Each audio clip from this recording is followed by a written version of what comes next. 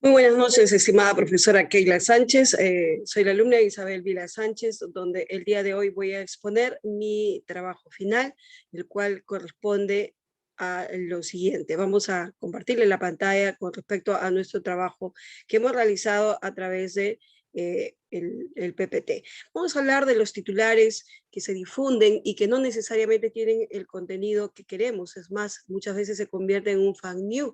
¿Por qué? Porque no es la noticia que a veces queremos emitir. Este es el caso puntual el día 5 de marzo de este año 2021 en el programa de Veto a Saber que se transmite a través de Willax TV, donde él en sus titulares anunciaba acerca de los resultados preliminares que ya tenía con respecto a la vacuna Sinopharm, que la efectividad que se tenía con respecto a su inoculación en las personas, con toda una información e incluso con un invitado, el cual hablaron puntualmente de ese tema. Es más, el periodista Beto Ortiz anunciaba que ponerse la vacuna Sinopharm prácticamente era como inyectarse un agua destilada. Esta información fue emitida a través del portal web de sudaca.p y no solamente, como ustedes ven en pantalla, sale la información, también el comunicado del mismo MINSA, que es la fuente oficial, donde desmiente lo que dice el periodista.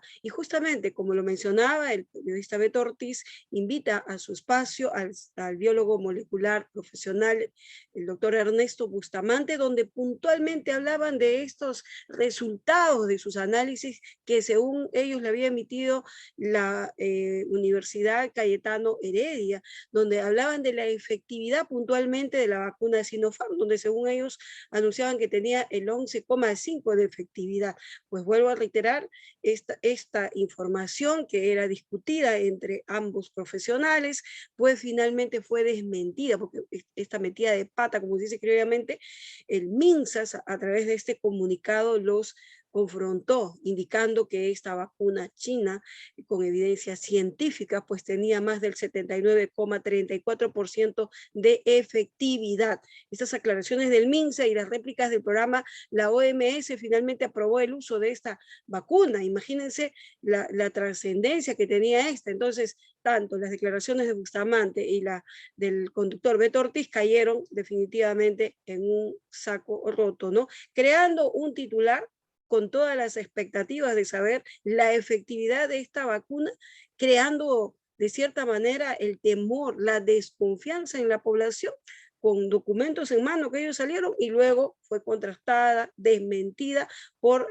una fuente oficial, que en este caso es el MINSA, ¿no? El Ministerio de Salud. Por otro lado, hablemos de los periodistas y su doble moral. Todos recordamos el caso de del Vacunagate, donde todos los periodistas en general hablaban acerca de la aplicación de esta vacuna a funcionarios y a decenas de gente muy poderosa e importante en nuestro país, donde se inocularon en secreto con esta vacuna, según ellos en experimento. Pero eso nunca fue autorizado por el Instituto Nacional de Salud.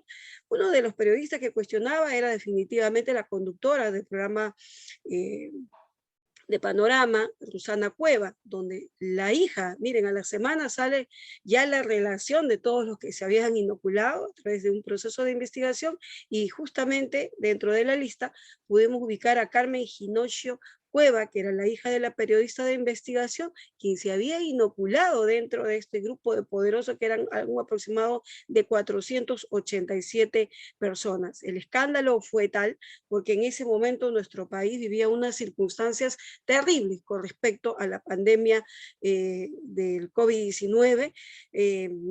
Era la segunda ola, como se mencionaba, y pues no era justo que esta gente, como el presidente, por ejemplo, de la República, su hermano, su esposa, los ministros, algunos congresistas, pues habían hecho uso de su cargo, de su investidura para poder vacunarse, ¿no? Y dentro de ellos, miren el cuestionamiento de la periodista Rosana Cueva y la doble moral de la hija, que ya se había inoculado con esta vacuna. Muy claramente el INC, si bien es cierto, la Universidad Cayetano Heredia tenía ¿no?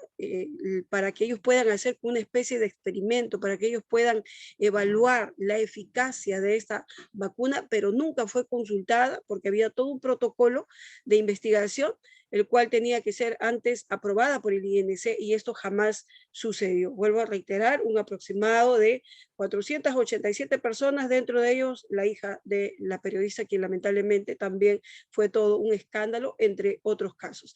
Finalmente hablemos de la ética periodística y la creación y propagación de las noticias falsas. Lastimosamente, con la nueva era del Internet, el combate de la desinformación es una batalla de argumentos en la que no hay espacio para las dudas, ¿no? No nos deja espacio porque buena parte de esta información pues son noticias falsas, provienen de personajes públicos y eso es sorprendente, ¿no? Vemos a candidatos, a funcionarios, periodistas, organizaciones, todo esto, incluso grupos, ¿no? Donde hay grupos de intereses que definitivamente les interesa de cierta manera que estas noticias se propaguen. Es con un enfrentamiento que hay en ambas partes.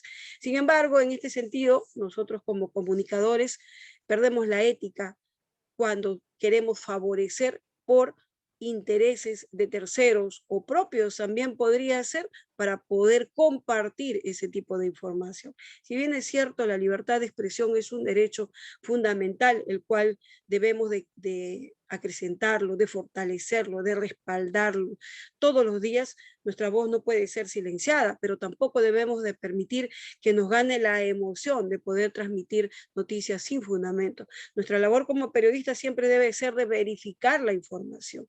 Nuestra labor como periodista debe de ser, de sustentar de una manera veraz lo que vamos a informar, no compartir las noticias falsas.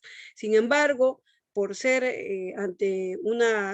tenemos una gran responsabilidad en nuestra sociedad para poder hacer un trabajo con principios, con valores. Muchas veces esto se pierde debido a lo que se lastimosamente pues se crean ese tipo de intereses y los periodistas definitivamente no son ajenos. Eso es lo que podríamos concluir. Eso es lastimoso, pero es una realidad que esperemos sea una lucha constante de poder erradicarlo, ya que tenemos una gran responsabilidad, vuelvo a reiterar, en nuestra sociedad. Muchísimas gracias. Muy buenas noches.